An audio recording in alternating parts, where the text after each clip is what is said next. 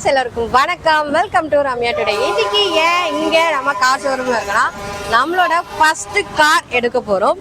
So நான் எந்த car எடுக்கிறேன் அப்படிங்கிறது இதுக்கப்புறம் ஒன்று ஒன்றா உங்களுக்கு கண்டிப்பாக காட்டுவேன். என்னோட ஃபஸ்ட்டு ட்ரீம் கார் அப்படின்னு சொல்லலாம். எங்கள் அத்தை கூட சொல்லியிருப்பாங்க சீக்கிரமாக கார் வாங்குங்க அப்படின்னு சொல்லி. ஆனால் சத்தியமாக நான் நினைக்கல கார் வாங்குவேன் அப்படின்லாம். ஜஸ்ட் லைக் போயிட்டே இருந்தோம். பிஸ்னஸ்க்காக வாங்க வேண்டிய டைம் ஆகிடுச்சு. ஸோ இன்றைக்கி தான் எனக்கு கார் டெலிவரி. ஆனால் என்ன கார் எடுத்திருக்கோம் அப்படின்றத பார்க்கறது முன்னாடி நம்ம எந்த ஷோரூம் வந்திருக்கோம் அப்படின்னு பார்க்கலாம். ஸோ நான் வந்திருக்கிறது பார்த்தீங்கன்னா டாட்டாவோட குரோம்பேட்டில் இருக்க ஷோரூமில் தான் இப்போ அவைலபிளாக இருந்தது. அதனால் நம்ம கிட்டவே இருக்கிறதால அந்த ஷோரூம் வந்தோம். சர்வீஸ் பற்றி சொன்னீங்கன்னா பக்கா நிஜமாவே நிறைய பேர் சொல்லி நான் கேட்டுப்பட்டிருக்கேன். சென்னையிலாம் அவ்வளோவா வந்து பண்ண மாட்டாங்க, நல்லா சர்வ் பண்ண மாட்டாங்க. அப்படிலாம் கிடையவே கிடையாது. ரொம்பவே நல்லா நம்மளை வந்து ட்ரீட் பண்ணாங்க. எப்படி கார் எடுக்கலாம், உங்கள் பட்ஜெட் என்ன, அதுக்கேற்ற மாதிரி உங்களுக்கு என்னென்னலாம் தேவை இருக்குது அப்படின்றது புரிஞ்சு நமக்கு என்ன கார் வேணும் அப்படின்ற மாதிரி கொண்டு நமக்கு எல்லாமே சொன்னாங்க. ஸோ அவங்கக்கிட்ட தான் இப்போ வந்து நம்ம கார் எடுக்க போகிறோம். வாங்க என்ன காரு, எப்போ எடுக்க போகிறோம், அது என்ன பட்ஜெட் எல்லாமே தெரிஞ்சுக்கலாம். ஸோ இப்போ நம்ம என்ன பண்ணியிருக்கோம், வெயிட் பண்ணிகிட்டு இருக்கோம். ஏன் அப்படின்னா சில ப்ராசஸ் இருக்குது. ஃபஸ்ட்லாம் டாக்குமெண்ட் நாங்கள் பண்ணிட்டோம், லோனுக்காக பண்ணோம். அதுக்கப்புறம் சிலது வந்து இன்சூரன்ஸ்க்காக பண்ணோம். ஆர்டிஓலாம் முடிஞ்சிச்சு நம்ம வண்டிக்கு. ஸோ அதெல்லாம் நான் வந்து ஆர்டிஓவில் எப்படி பண்ணாங்க, லோன் எவ்வளோ போட்டாங்க, இது எவ்வளோ பட்ஜெட் அப்படிலாம் நீங்கள் கேட்குறீங்கன்னா இனி வர வீடியோவில் கண்டிப்பாக போடுறேன். கண்டிப்பாக நம்ம சேனல் சப்ஸ்கிரைப் பண்ணி வச்சுக்கோங்க. அடுத்தடுத்து உங்களுக்கு வீடியோஸ் வந்துட்டுருக்கோம். ஸோ இப்போ நம்ம என்ன பண்ணுறோன்னா நம்ம இந்த ஷோரூமில் வெயிட் பண்ணிகிட்டு இருக்கோம்.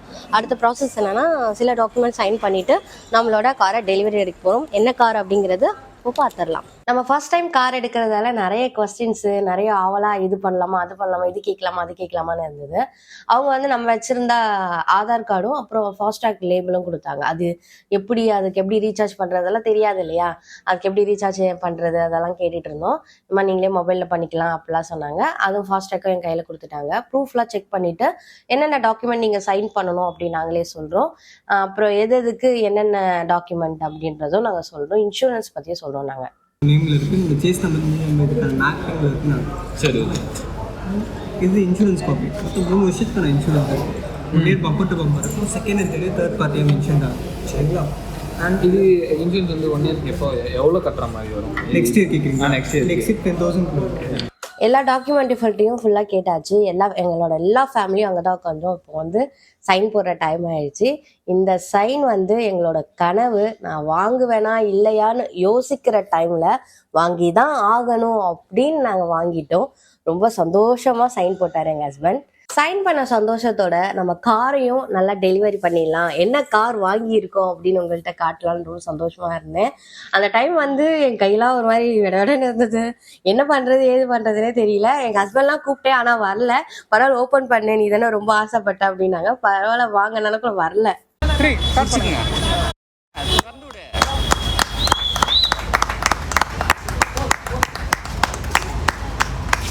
எல்லாரும் கிளாப் தட்டும்போது எனக்கு என்னமோ சாதிச்சா மாதிரி ஃபீல் ஆச்சு. ஏன்னா ரொம்ப பெரிய விஷயம்.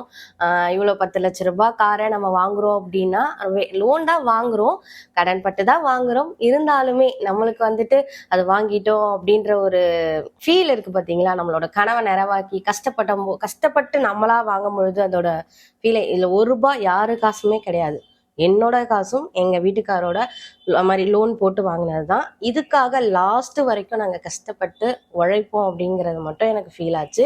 என்னோட சப்ஸ்கிரைபர் பார்த்தீங்கன்னா 800 தான் நான் வாங்கும் பொழுது. எனக்கு இதுலேருந்து யூடியூப்லேருந்து எந்த காசெல்லாம் வரல. ரொம்ப கஷ்டப்பட்டு வாங்கின இந்த காரை நாங்கள் என்றைக்குமே மறக்க மாட்டோம். இது என்னோட பம்பிள் பீ மாதிரி. என்றைக்குமே வந்து ஒரு உயிர் பார்க்குற மாதிரி தான் நான் பார்க்க முடியும். ஏன்னா ஒரு ஃபஸ்ட்டு கனவு, ஃபஸ்ட்டு இது ஆசை அப்படின்னும் போது. அப்புறம் லாஸ்ட்டாக எங்கள் வீட்டுக்கார் வந்தார்.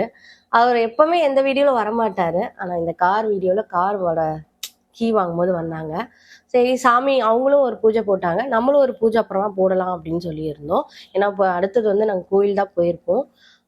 இதை வந்து பாப்பா வந்து ஃபஸ்ட்டு உட்கார வச்சு காரை ஸ்டார்ட் பண்ணலான்னு சொல்லி ஸ்டார்ட் பண்ணோம். பட் பாப்பா ஃபஸ்ட்டு ஒரே ஒரு ப்ரெஸ் தான் பண்ணா, 2 ப்ரெஸ் பண்ணோம். அப்புறம் எங்கள் வீட்டுக்காரே 2 ப்ரெஸ் பண்ணி ஸ்டார்ட் பண்ணிட்டார்.